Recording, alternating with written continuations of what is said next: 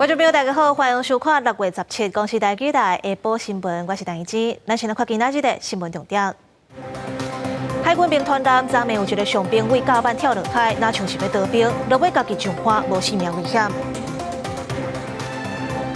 国内绝大死因，癌症连续42年排第一，其中肺癌占上济。不过国内整体死亡人数是有减少。柏林地食中毒案造成6个人死亡，消基会今仔日开始受理案件，要代表受害者拍官司，预告要讨超过1亿的赔偿。新闻一开始，先来关心台中有一个姓林的查甫人，因为淡乡的买卖和人产生钱的纠纷，今年1月捌起冲突，昨双方是又搁起冤家拍做伙，有3个人受伤，这过程当中甚至无细致有开一枪。警方落尾是把这4个人拢送办，要追查枪是为倒位来的，搁有冲突的原因。警车接到报案，赶到人家厝，甲患者送病院。台中龙井传出有2阵人因为债务纠纷谈判，唔若起冲突搁开枪。附近民众听到消息也惊一跳。救护车啊，然后就有人头包着这样子啊。其他的我真的都不知道。外口啦租的，是，那也不是这的人啊，因为他不是这里的邻居啦。是。啊，这你刚刚发生什么冲突？无拢无。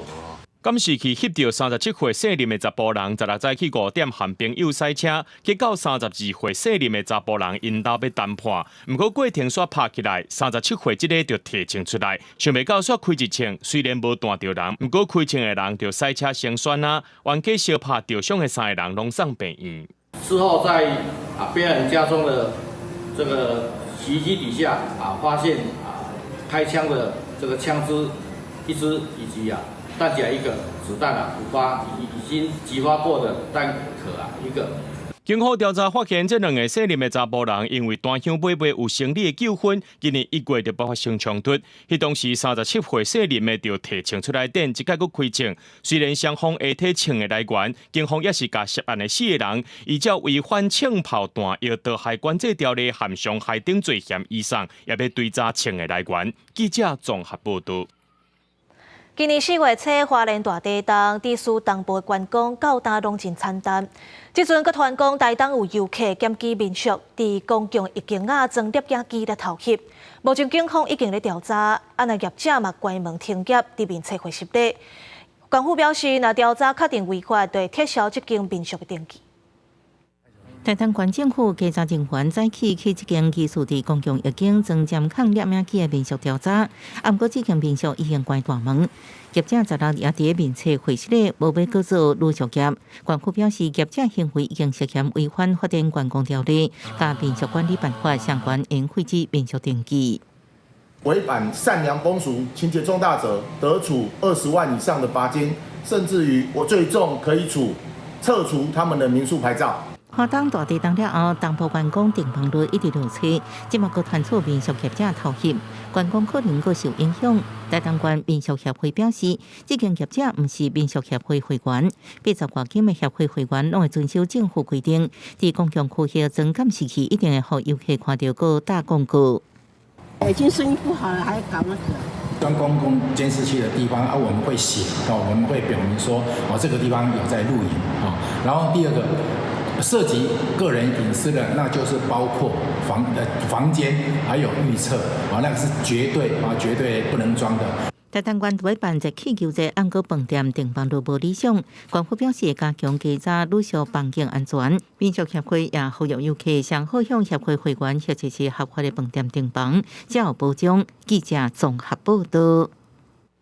有一个姓王的工人，昨晚暗5点外为台北捷运海山站上车了后，竟然也一支记录出来咧磨东角，边的人看到拢踹一条，赶紧通报。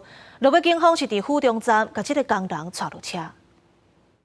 台北捷运府中站捷运警察手提着盾牌到月台顶，因为有乘客通报讲有一个查甫人伫咧捷运板南线车厢内拿一支骨雷摕一个唔知什么金属一直磨，看到会惊。就是这个放地上。不是的，你要干嘛啦？了解一下啦。我问这个而已，奇怪，你要干嘛？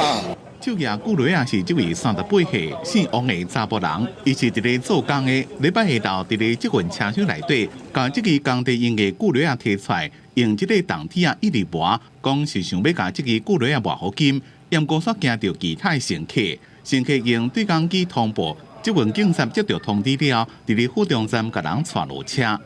经调查，为一名王姓男子手持锉刀于捷运车厢内搓磨铜块，此举引起民众恐慌，按下对讲机向捷运人员反映，并请王男下车至月台。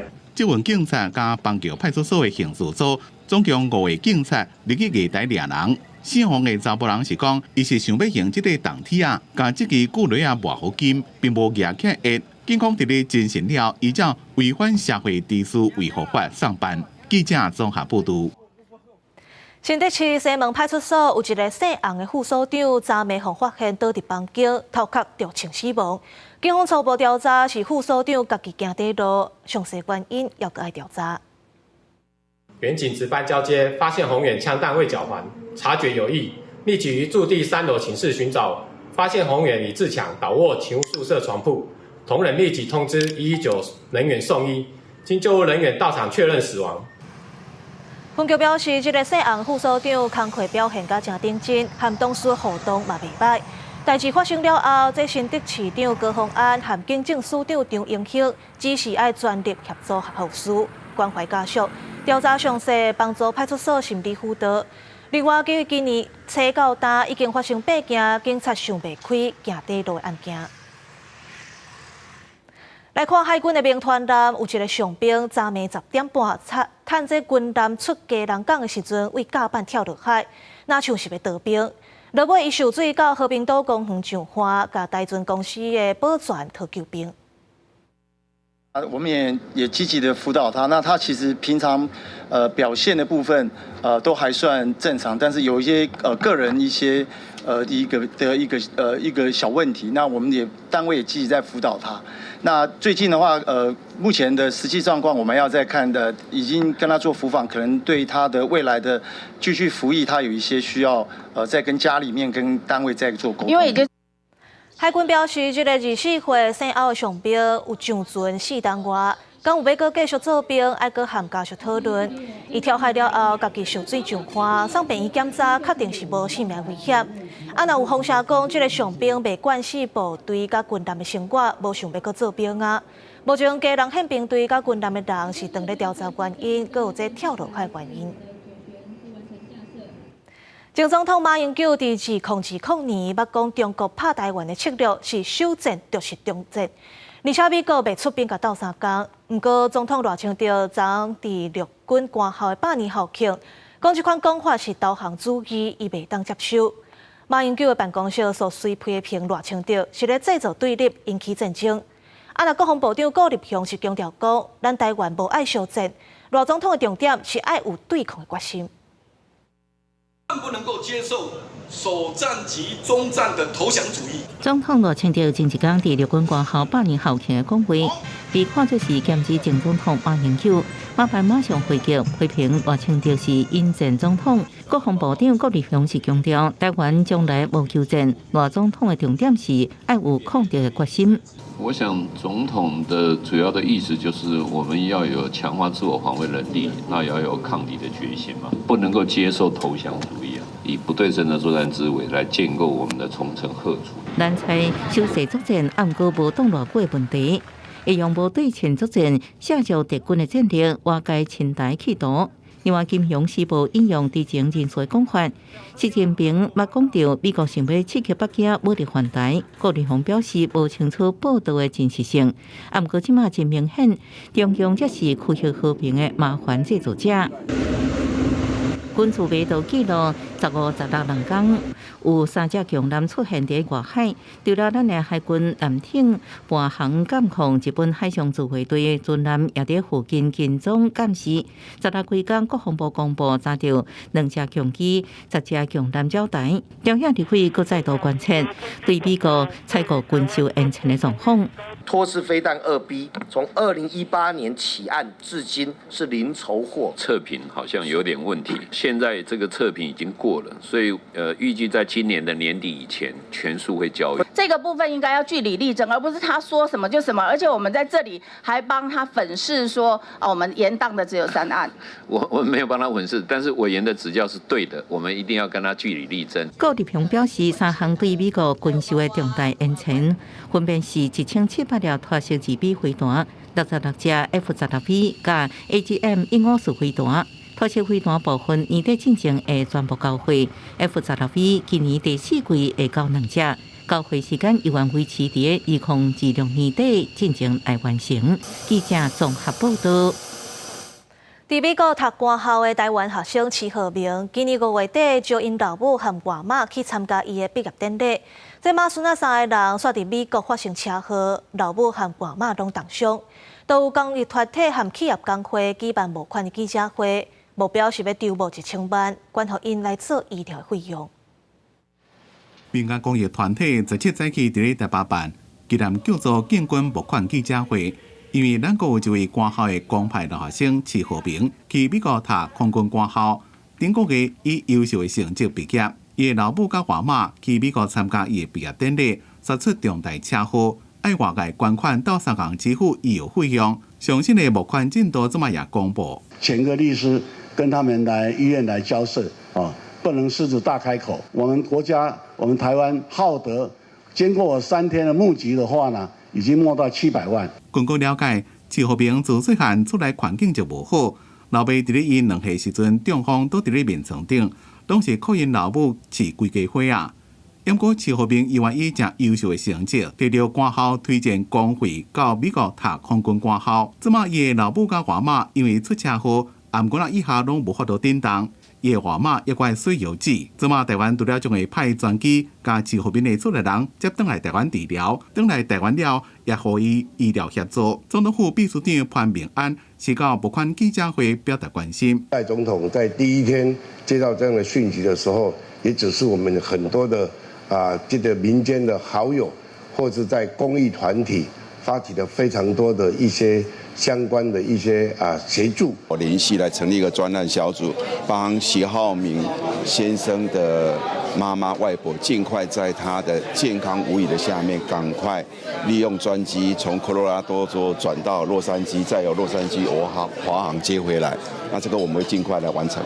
目前，公益文化协会甲民间团体等单位将会协助派专机去美国，甲齐和平的家属接待。有关募款的金额已经募到700万，希望会当募集到1000万，提供此家医疗费用的协助。记者综合报道。为2022年开始，政府针对食酒赛车有加重处分，不过双北处地案件毋但无削减，颠倒佫增加，去年甚至是超过1万件。警方表示，这可能和疫情解禁有牵连，加重处罚恐惊嘛无较早。若民团是建议爱加强教育宣导，嘛要注意讲可能是有验酒的问题。哎呦，跨越双线！伫警察的目睭卡赛车划过双黄线，警方掠回归，驾驶加速逃走，安怎这样做才心虚嘞？有喝酒我就叫你停车，还不停车啊？原来这名查甫人来管秘鲁啉落多半暝啊，啉酒赛车上路，同款酒后开车，也有路驾驶抓嫌反向，弄掉起诉。超过0.25是公共危险罪哦。那危险。那现在怎么办呢？其实自年开始，中央已经推行法，对酒驾犯加大处罚。若是提悬财罚金额，公布姓名相片，也有升级连坐法定措施。也不过，彰化警方掠酒驾为2021年7400多件，加当年提升到9400多件，去年更加冲破1万件，案件数无减颠倒增加。除110年民众因疫情减少外出饮宴、违规减少外，111年、112年疫情解封后回归正常生活，违规制约5000件。双北的触地案件多，警方分析可能是疫情解禁有合者行为，甲执法强度有关联。反过来看，国内其他县市虽然触地量有降低，也毋过酒驾伤亡人数部分出现增加的趋势。全国的酒驾事故死伤，去年比去年甚至也增加1.9%。很多的酒驾的高风险者是从工地出来的，还有就是说他们本身可能就是因为他工作上的需要，所以在劳工的部分要进行劳检，才能够提前去预预防他们可能酒驾上路。用法来做的这件事情，已经我觉得是到极限了，应该要再做其他的一些事情。面对酒驾问题，有学者也表示，各种裁罚纠管不一定有效果，应该爱去探究酒驾背后的原因，找出应对方法，关注酒驾议题民团烦恼。许多伫要教啊，少年人恐惊加做酒驾的高风险族群，建议加强教育，也爱注意酒驾累犯、酒精食掉的问题。记者综合报道。高雄小港的捷运站顶个月有一台奥多摆，为着要闪一台挡伫路边红线车，煞互货车搞死。交通局去现场会勘，才去改换黄线。不过民代认为应该爱全面检讨，毋是等代志发生啊才来补救。安内地方认为爱严格处理上有效果。这台机车出现伫小港捷运站，为着要闪停伫红线汽车，无注意就互后壁大车交过，汽车少女不幸死亡。落尾交通局会勘，最近才伫遮取消机车停车格，改换黄线，互民众临时停车。这嘛互民代批评，小港捷运站路段常常有大车，捷运站本地就爱有临停的所在，毋是发生代志才做，爱全面检讨。交通局是在一个死亡车祸发生了后，才开始规划这个临停区哦，可见他们对于人民生活所需其实呢一点都没有掌握到。增加较侪黄线，互人停车，互人停较内底啊，会停较外口，我都爱上来上去也较危险安尼。交通局表示讲，会勘了的结果是伫2号出口的路段，甲12架机车停车格改换做黄线，总长有10米。不过，行人路权促进会理事长认为，除了增设黄线，上要紧的办法就是爱严格处理。爱执法，或者违规的代志会当袂阁发生嘛。那即摆交通部带头，甲即个临时并排停车取消举发，这其实就是把咱台湾人的性命放伫一个足悬的风险。的相关的调整，我们也会依照事故的鉴定会勘的结果呢来做必要的调整。针对这件车祸是发生伫小港捷运站的3号出口，不过煞伫2号出口为黄线。交通局回应，因为3号出口的车道停车空间无够，才改做2号出口。未来全面检视捷运站临停黄线的需求，避免憾事搁再发生。记者钟义辉、邱昭勇高雄报道。卫福部公布国内去年的10大死因，癌症、心脏病甲肺炎是排伫前3名。那这癌症是连续42年排第1啊，其中这肺癌是占上多。另外，死亡的人数是比前年减2000多人，主要是因为新冠肺炎的死亡人数有减少。卫福部公布上新个人死亡原因统计结果，112年死亡人数105575人，比111年减少2863人。进一步看死因分析，癌症依然是10大死因的第1名，已经连续42年是第1名。第2、第3是心脏疾病甲肺炎。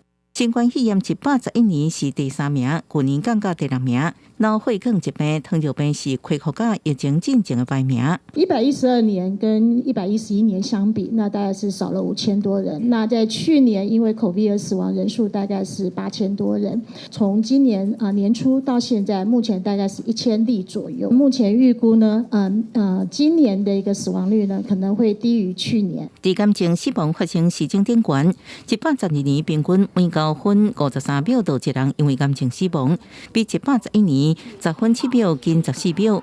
去年癌症死亡人数是53116人。10大癌症死因的顺序甲111年同款。癌王肺癌依然是10大癌症的第1名，第2名是肝甲肝内胆管癌、结肠，第3名直肠甲尻川口癌。去年癌症死亡的年岁中位数是70岁，男性69岁，女性72岁。所有癌症都是一样，它的成因不明。实证上面告诉我们，肝癌的成因中有60%到70%是病毒性肝炎引起的，就是各位所耳熟能详的 B-C 型肝炎为主，有20%的这个肝脏的问题是跟脂肪肝有关。大体做是虽然癌症为71年开始拢是10大死因第1名。不过，为统计资料顶悬，研看到45岁到64岁，还有65岁以上老大人，事故伤害死亡拢是跋倒排名第2，所以爱提防老大人跋倒的风险。另外，65岁以上自杀死亡率虽然比111年下降，不过其他年岁层有回升到疫情进前的水准的趋势，都要继续来关注。记者综合报道。有违法的中人出上济32万的营养金，招咱台湾的查某大学生去中国捐卵子。不过，咱国人医师就警告讲，捐卵子本来就有风险嘛，若去中国用违法的手术会更较危险。建议查某囡仔就要想好清楚。今年3月至5月，少年线有网友伫社群媒体发文分享家己去中国捐卵子，除了有免费的机票、住宿兼佚佗，还佫有一笔袂少的收入。有袂少人留话询问，后热要来啊！传出有袂少非法中介业者开始找台湾女大学生，以上济32万台票营养金，比台湾的价小加准2倍，吸引女大学生去中国捐卵子。给我看那个大陆的是钱太少，我觉得。那如果钱多一点，你会考虑吗？如果真的很缺钱的话，有可能，就可能去就回不来之类的，就是怕啦，因为最近就很多这种诈骗之类的。医师表示，国内捐赠卵子有一定的规范，依照国健署规定，女性捐卵子必须40岁以下，检查无重大疾病。捐卵子前爱照超音波注放2针，除卵子进前注放2针这个药物过程有可能引起过敏反应、卵巢过度刺激症候群、甲腹内出血感染等。若是非法医疗，也有可能有手术的风险。利用药物所诱导出来很大的这个滤泡去取出卵子。所以它会不会有一个风险，就是有可能手术如果它不好的话会出血，或者会感染，甚至会腹膜炎。医师讲，取卵子是一种侵入性的手术，必须规身躯麻醉为阴道入去，捐赠者都要家己承担麻醉加手术产生的风险。建议捐赠者要加思考家己的权益甲健康，唔通单纯把捐卵子当作敢若捐血同款简单。记者综合报道。来关心国际消息，连续2天的乌克兰和平峰会16煞果，有超过90个国家参加。会后的联合公报拢同意讲，这罗西亚和乌克兰双方应该按和平对话来停战。乌克兰总统泽伦斯基强调讲，只要罗西亚撤军，就会当谈判。另外，泽伦斯基嘛想要甲中国扣下来牵成这停战的谈判。2天的乌克兰和平峰会昨日伫咧瑞士的布尔根斯托克结束，几60个参加的国家伫峰会最后的公布，拢同意实现和平需要各方面参加加对话，并且重申乌克兰的独立加领土完整的承诺。乌克兰总统泽伦斯基除了再一遍强调，只要俄军自乌克兰的领土撤退，佢当天就能开始进行和平谈判，也有机会诱惑无参加峰会的中国。Не казала, що Китай наш ворог. І я прошу вас не використовувати такі речі. Я завжди говорю, що у України ворог один – Путін, бо саме він напав на нас. Що стосується друзів, то я вважаю, що друзі – це ті, хто допомагають. 泽伦斯基希望中国会当做一个对乌克兰斗3天的朋友，真侪国家的领导人拢亲自参加这场峰会。法国总统马克宏强调，俄战争停战的条件无包括支付导航。美国副总统贺锦丽一个早超过15亿美金的援助来，要用伫咧改善乌克兰的能源甲领导情形。欧盟执委会主席也批评，普京并不是真心想要结束战争。He's insisting on ceding Ukrainian territory, even territory that today is not occupied by him. He's insisting on disarming Ukraine, leaving it vulnerable to future aggression. No country would ever accept these outrageous terms.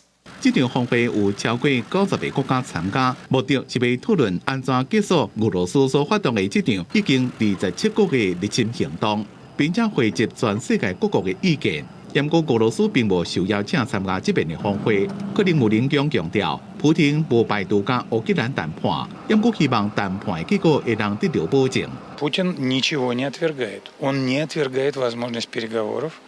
Он говорит, что там есть легитимные органы в соответствии с Конституцией страны, поэтому кого органы уполномочат вести переговоры и так далее.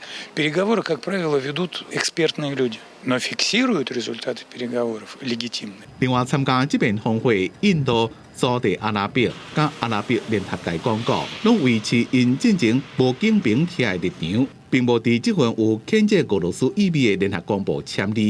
印度因为历史的争议，抑个无结明，多重选择丁斯克。自从俄乌战争以来，并无公开谴责俄罗斯，也不参加对俄罗斯的制裁。印度外交部希望俄罗斯甲乌克兰用外交对话来找出和平解决的方法。公司新闻陈伟林编辑。以色列军方宣布，伫加沙地区的南部实施战术性的停火。不过，这气候几内外国部长反对，连总理纳坦雅胡嘛讲无法度接受。这是以色列甲哈马斯相战以来，以色列军队甲执政联盟各一届出现意见不合的情形。第10日，百姓伫咧加沙走廊南部地区的克瑞沙洛关卡，看到几路载载物资的卡车通过。这是以色列军方宣布的新措施，具有人道理由。逐天早起8点到下昼5点，对正去萨拉丁公路上北的方向，会局部策略性暂停军事行动，一直到接到通知。Tactical pause on fighting in the southern Gaza Strip in order to allow more humanitarian aid to enter the territory. This is not a full-fledged ceasefire. 以色列总理纳坦雅胡对此讲，伊无法度接受。伊讲，这表示有严重人道危机的加沙，伫援助伊对象的政治紧张局势。军方澄清讲，伫纳法行动也是继续，也是南部行动的重点。国家安全部长班吉维尔是纳坦雅胡执政联盟内面一个宗教党派领导人，伊谴责军方出这种主意做这个决定的人是笨蛋，应该开除。One of the big ones is how the trucks will be protected as they move around inside of Gaza. 第10日即天，这条路突然间出现几路国际以来正罕见的病症，这边战术暂停是伫以色列甲埃及谈判。也个美国希望会当扩大加沙人道援助了开始，这天也是穆斯林重要节日赞成节的第一天，被认为是以色列想要寻求缓解国际压力的实际行动。不过，这也是以下长达建立第9个月以来，执政联盟甲军方的成员伫咧指挥作战上的意见无共快、无爽快事件内面上新的一件。像一礼拜前，中间派64岁战士内阁部长甘茨，将指控纳坦雅胡伫咧加沙无有效的战略，所以宣布辞职。公司新闻吴文玲编辑。欧洲杯脚球赛前几日伫德国起果，却连续发生暴力事件。有一阵塞尔维亚甲英格兰的球迷是举椅啊相拍，7个人互逮捕。阁有一个查甫人是举布头乌白喷，手阁摕汽油弹想要点火倒，落尾是去互警察开枪，人受伤送病院。这名查甫人摕着一支布头向警方请声，话阁大有威胁，也阁拍算要换过人间。几啊名警察也惊穿戒备，查甫人越身向民众走去，阁走倒转来。警方向伊的骹腿连开几啊枪，查甫人倒伫涂骹受伤送医。根据警方声明，查甫人也摕着汽油弹，对其过程做势被点到，因为事发地点离汉堡举行的欧洲国家杯、荷兰甲波兰比赛地点无偌远，附近有大批球迷。警方厘清了后，初步断定这名查甫人甲球赛无关，当局估计有数万名的两国球迷同齐观赛，也毋过赛前气氛良好，无受到这个意外事件影响。伫加尔森之星的英格兰甲塞尔维亚之战，球赛还未开始踢，场外两边的球迷都先爆料对台，双方提释怀伊啊讲人，也有规涂骹的吹玻璃，最后有数名的塞尔维亚球迷互逮捕。警方表示会继续调查，若有英国球迷涉案，也未宽待。伫罗西亚是发生犯人劫持真迹，互警方断线事件。伫乌兰顿河畔罗斯托夫市一个看守所内，甲恐怖组织伊斯兰国保持联系犯人劫持2名工作人员当作真迹，犯人最后互警方断线。根据媒体报道，代志发生迄当时，有2名劫持者摕刀啊、棍啊、布头顶因挂类似伊斯兰国的头巾，也有人摕刀咧压，所以来有人听到枪声。罗西亚联邦降价管理局声明，人质无受伤，也毋过劫持者已经互消毒。公信新闻吴文玲编译。美国底特律一个耍水的公园10号发生枪案，嫌犯向大人囡仔开枪，乌白弹28枪，造成上无9个人受伤。其中一个8岁囡仔和因老母是重伤，有性命危险。安尼这嫌犯犯案了后，就随走回去避伫因兜自杀死亡。事发现场有风速线进入公园的楼梯附近，涂骹有真侪清洁卡用黄色的牌啊标示。美国密西根的底特律北边，差不多43公里远的罗彻斯特山有一个清水公园，10号下晡发生嫌犯骑枪进入公园，向耍水的人开枪。除了其中3名受害者是一口族，另外6名受害者年岁伫30岁到78岁之间，这6个人拢无性命危险。An 8-year-old boy who has a gunshot wound to the head. He's in critical condition. We have a 4-year-old with a boy with a wound to the thigh. He's stable. A 39-year-old woman with wounds to the abdomen and leg. She's in critical. That's all from one family. 受害人当时因为天气热，真侪爸母带囡仔伫公园耍水，警方调查嫌犯开车这边公园，落车了后伫距离人群差不多6公尺的所在开枪，佮保证至真侪解，佮至少开枪28解。发现了后，佮走转去伫公园800外公尺的厝内底。He is a white male, 42 years old, believed to have lived with his mom. She was not home. She has been notified. It's our understanding that apparently he was undergoing some mental health challenges. 警方接到消息，赶到现场，发现一支枪甲3个空的枪支盒仔，根据枪支登记资料，找到嫌犯的厝。因为烦恼嫌犯有大量的弹药，警方开始甲嫌犯发为沟通，却拢无得到回应。最后用无人机陪入去厝内，才发现嫌犯已经自杀死亡。警方搁伫食饭的桌仔查扣另外一支枪，因为嫌犯无犯罪记录，暂时无清楚犯案的动机，要搁进一步调查厘清犯案的原因。公视新闻台唐平玉。镜头转来到国内，台北宝林地食中毒案造成6个人死亡，唯一一个动静出院的黄小姐，到呾心内阁惊惊，体力嘛变真歹。消基会为今仔日开始正式受理这案件，只要有20个人以上，消基会都会代表受害者来拍官司。伊个这整个要讨超过1亿的赔偿金。宝林地食食物中毒案件为3月发生到即马，有受害者经过甲死神拼命，总算康复出院，毋过要家庭就此就安尼阴阳两隔。这个动静当中有6个死亡，唯一一个康复的黄小姐，到即马依然危险，毋敢食东南亚的食物加几啊条，而且体力也变得真歹，非常差，然后可能就是做没几件事情，然后走一下路，我就感到非常疲惫。林我觉得真的，一定是要负起这些责任的，而且我觉得就是他应该重判嘛。黄小姐已经收到市府汇款的医疗费用，也有台视台广场的12000块的慰问金。不过对受害者后续未知的身体健康影响甲精神赔偿来讲，拢无够。目前已经有30个受害者表达由消基会提起团体诉讼的意愿。消基会为17开始正式收件，那达到20人以上对依法提起团体诉讼。所以我们会就请求的部分再乘以2的话，然后有30位的这样子一个人数啊。那我们光是死者的部分呢，金额就说不定，我们如果请求这个1000万啊，或是2000万，那6个的话就超过1亿了。食安法里面规定有成立食安基金，那对于团体诉讼有成立的话，我们都会依规定予以补助。就像今夜可能的破获，消基会也已经开始讨论未来可能面临的法律攻防，因为宝林地食业者可能无能力应赔偿，依法企业经营者也要负起连带责任。亲像湾北台视台广场甲都市西关工顶，未来受害者至少也可能得到一寡保险赔偿。记者综合报道。日本福岛的第1核电厂为去年8月开始，甲含氚的废水流入去大海。咱台湾嘛惊讲，这渔民掠的，或者是为日本进口的水产，敢会受到污染呢？即阵核安会辐射中心正式启用咱台湾第2个生物氚实验室，要提升检测量能，保护百姓健康。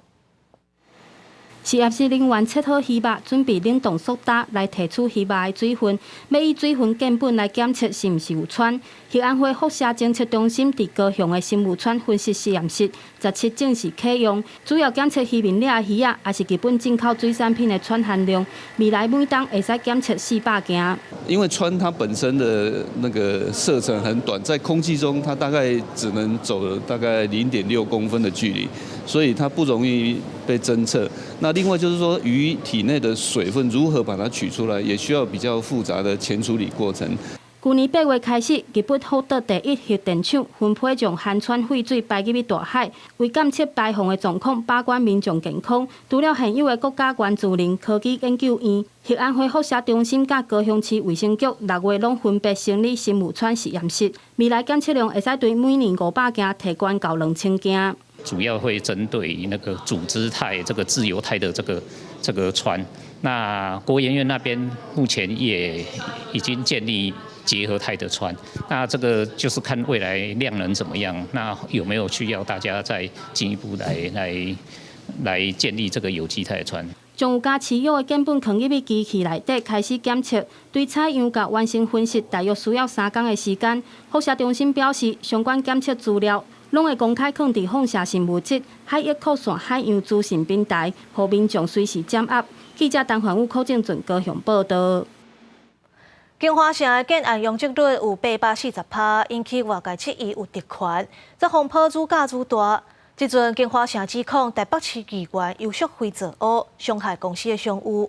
金华城甲检方提告加重诽谤，不过游淑慧表示，相信检方会证明伊的清白，无来图要提起诬告。案零控告表达不满，金华城董事长陈玉坤17由律师陪同到台北地检署控告台北市议员游淑慧加重诽谤。金华城认为，游淑慧身为市会金华城用职为适限的专案调查小组调查人，所向媒体表达关于金华城用职率的不实言论，想要营造金华城独立行贿的假象，伤害公司的名誉。政治人物啊，借这个机会啊，也来炒作。带声量啊，我们也觉得说这个实在讲，对我们是一个很大的污蔑，而且影响了我们很重大的这个伤害。所以我们今天呢，特地来提起告诉。对这项指控，游淑慧回应讲，这是含过恶意的提告，强调伊顶礼拜伫咧接受媒体访问时阵，并无有关金华城所讲的牵涉到金流的部分。伊发现媒体报道甲接受访问的内容有差，也随向媒体沟通，要求爱改正。相信检方可以证明伊的清白，也无排除要对金华城反提诬告。财团当然你有钱，有律师团，你想告谁就告谁，这是你的权利跟你的能力哦。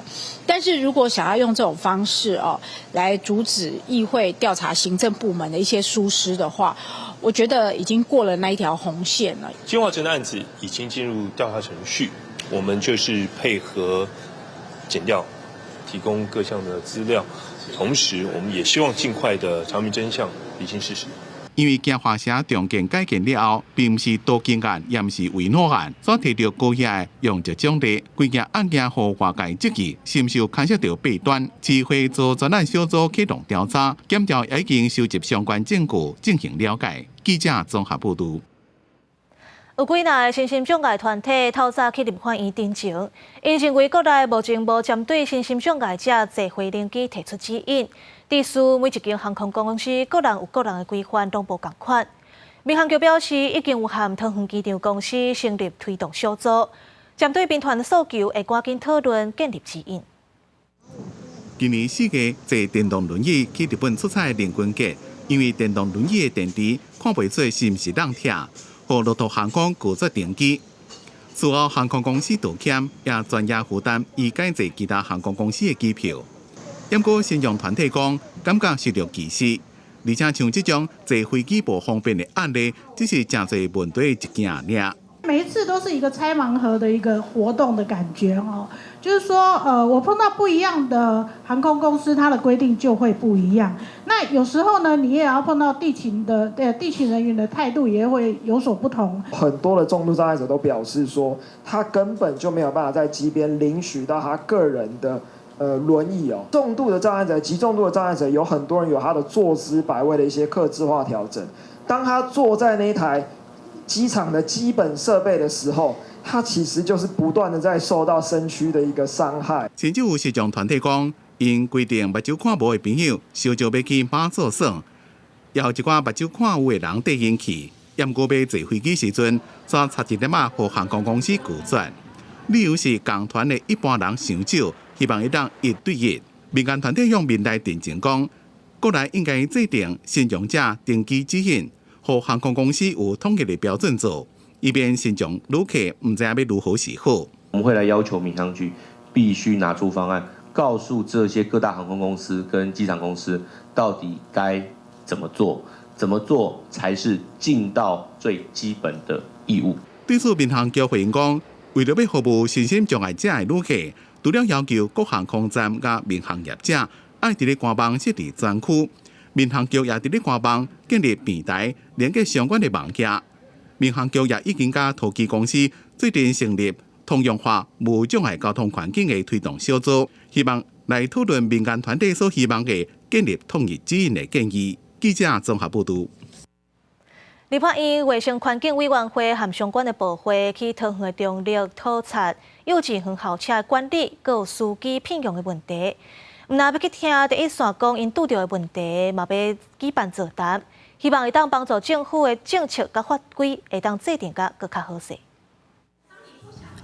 透早立法院社会福利甲卫生环境委员会和相关部会到桃园市中立地区的幼儿园考察，重点放伫关心幼儿安全，尤其是幼童专用车管理甲司机员骗过问题。立委林冠钦认为，要了解第一线拄到问题，帮忙解决现场问题，临时互幼儿园家己承担。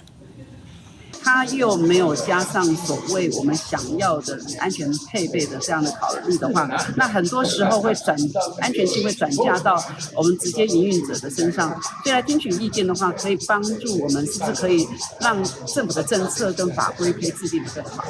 第一个是车况，除了10年以内的车况，那这个部分要购置新车，也希望教育部能够持续的补助。第二个是司机的一个情况，健康啊，或者说整个的他一个态度，这个部分也是第二个观察点。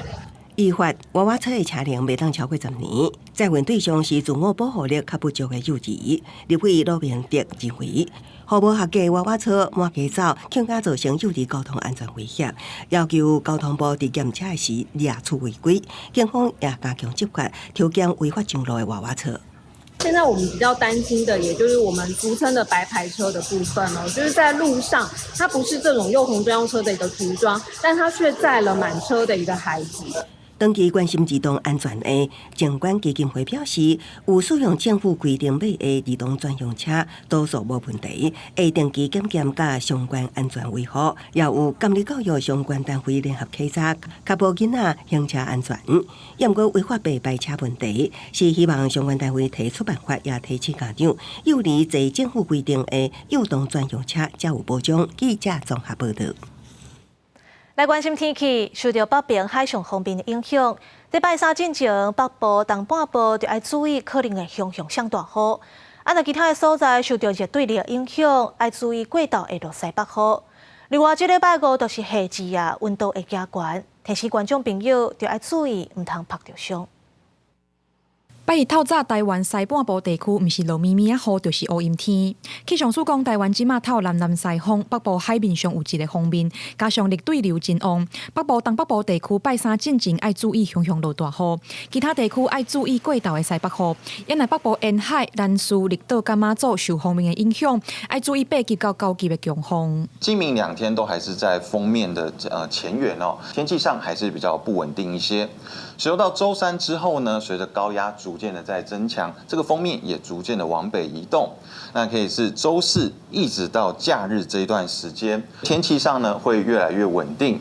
水气变少，台湾整体就要来进入热人的天气形态。俗语讲夏至爱食无爱去，是讲夏至这个节开了后，天气热甲，互人无想要出门。这礼拜5就是夏至，气象署讲，这种热人的天气形态会对拜4开始，受太平洋高压的影响，全台拢会有33到35度的高温，部分地区要注意局部36度以上的极端高温。周4之后呢，在高压的影响之下，天气变为稳定，整个大气是沉降了。那所以在高温出现的几率是越来越高哦。普遍呢，大概是在33到35度左右。那局部温度，像是在大台北盆地、中南部的近山区及花东纵谷，可能都会有极端高温的出现。另外，台东前几天出现超过40度的高温，佮透烧风。气象署嘛提醒，拜1、拜2，东南部地区也是有可能发生烧风，民众要注意。整体来看，拜4了后，全台会开始称高温，提醒民众风拍工具就要穿好。记者王可选、谢桂林台北报道。台中当时社会馆的尖塔有100年的历史。根据中研院的调查，清代台湾林松文的事件，有7万外的受难者是掘坑伫遮，真有历史意义。不过，台中市文资处勘查认为，这无符合指定登录文化资产的标准。壁柜的板器更紧拢看现现。伫台中市东市区的东市社会馆尖塔是97年前起的，嘛是清朝林爽文事件的历史现场。不过当地民众真罕的有人知。我不知道呢，我还不知道你们今天没来，我不知道那里有塔嘞。是啊，不清楚他的，我不清楚。1937年起的东市社会馆尖塔建筑阁保留13高技术，尖塔边仔是日本时代的东市工会堂，即嘛是台中市老人福利服务中心。中研院学者郭志明表示，林爽文事件是清朝时代台湾上大的动乱，尖塔则是1万外罹难者安葬的第一现场，是真有历史意义的建筑，应该指定做古迹或者是登录做历史建筑。不过台中市文资处认为无合标准。在艺术或者建筑上的角度来看，没有什么价值。可是就历史的意义上，它确实非常重要。就清代最大的一次动乱，那个终结点就在这里，而且死了那么多人。现况对照老照片，环境纹理跟空间形态也有相当程度的改变，并有火灾痕迹。现场残迹未有艺术、科学、技术等方面价值。文资处表示，有接到民众提报文资，今年5月请专家学者现场勘查，发现尖塔环境甲空间改变足侪，即马已经无科学、技术、艺术等方面的价值，怎安尼决议无要登录追踪？除非有新的证据，若无袂阁审查。不过学者认为，审议委员应该注重尖塔的历史价值，毋是建筑甲艺术。后续会和文化界人士继续参观部门沟通。记者综合报道。来看云林土库有一个少年农民，伊伫2012年经过水保署的计划，成立一个水牛安养中心。伊收养真侪退休的老牛，避免因风太掉。最近，佮拍算要扩大饲养，上侪会当饲12只水牛，佮要打造水牛教室、农具本博物馆，互民众会当佮较了解农村的生活。原本伫北部务农的水牛阿乐，因为主人退休了后无人照顾，可能互人掠去抬。2冬外前转到云林水牛安养中心，即马过了真快乐。云林水牛安养中心目前收养3只老水牛，未来会扩大饲牛的规模。未来则会变做讲咱云林的水牛安养中心以外，会阁变做当作是一寡退休的阿伯有无？伊遮的农具啊，搁牛车啦，犁啦，遮我会慢慢甲规划讲是农村水牛的迄种博物馆。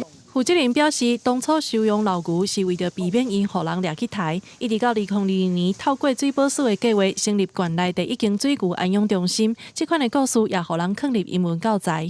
我是足欢喜的，甲遮好的故事，遮的文化，搁一寡伊的趣味的代志，咱台湾的囡仔拢互伊知影安尼。负责人讲，目前老牛安养中心有3只水牛，一个月开销1万块左右。即马已经向农政单位申请扩大饲牛，未来会当收养12只水牛，预计8月份动工，9月份完工。希望互老牛会当有更较舒适的生活空间，平常时也会当开放互民众参观，互更较侪人了解农村的生活。记者综合报道。台南水稻博物馆的园区，去年8月有出现2只猫头鸟，因固定时间、固定地点出现，被树咧徛卫兵，引起关注。不过今年2月因雄消息，最近官方是伫咧树林发现这猫头鸟有一家伙仔拢总5只，佮转来到园区，实在真古锥。听到外口的声音，随外头警戒，代无样真受人介意。去年8月，台南花园水稻博物馆出现2只保育类菱角蟹，逐工定点出现伫树仔顶悬。不过今年2月煞消失去，官方原地动作可能是受到干扰才离开，去找其他的生态地。想袂到今年6月，2只菱角蟹总算飞回来，而且一口罩5只拢总带回来。习惯于这个地方，所以他们在这个地方等于是定居了。那可是在今年年初的时候，有一度不见。那我们原本以为说这2只菱角鲛可能是移迁到其他地方去了。这2只菱角鲛不但回来了，而且还带了3只的小菱角鲛回来。环境真袂歹啊，水，真是水，空气够好。去年研究生态的野生动物保育协会表示，菱角蟹为着要避天敌，介意伫日时有人活动、暗时僻静的所在，而且水稻博物馆的树仔生甲悬个乌，真好密起来。加上游客接触入，真做菱角蟹介意的生态地。这嘛是为什么正重点出现的原因。因为在夜间出没的时候呢，它在环境中是没有被干扰。对于夜行性的动物来讲，它们最敏感的就是噪音。水稻博物馆除了是固定古迹以外，岛原的生态嘛是很富特色。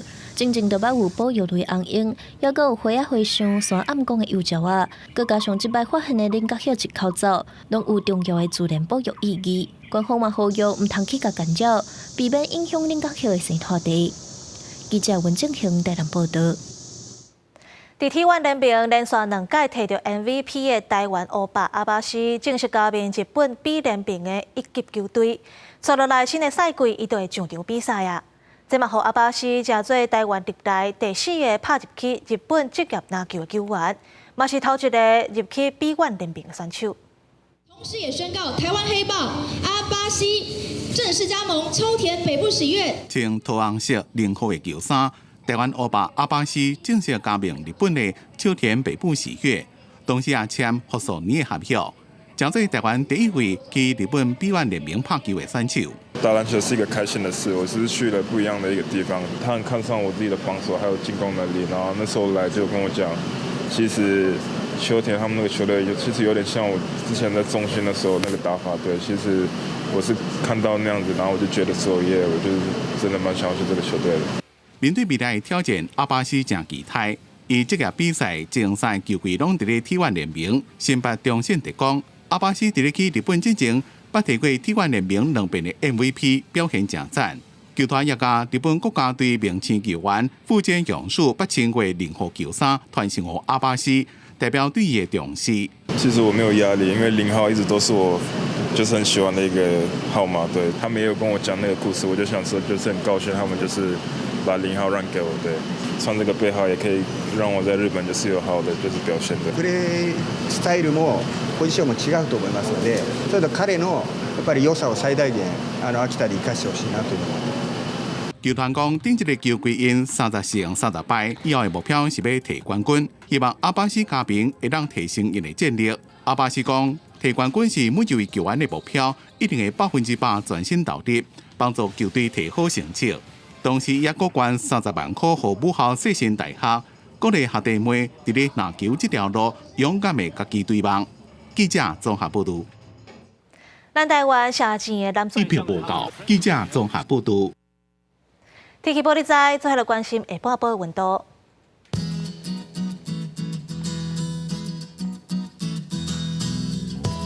北部地区30度到33度，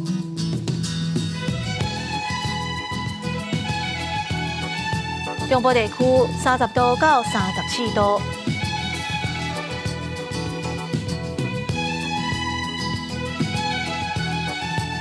南部地区31度到37度。东部地区29度到35度，外岛地区25度到37度。感谢你收看今仔日的下晡新闻，我是陈怡珍，明仔载下晡3点，咱再会。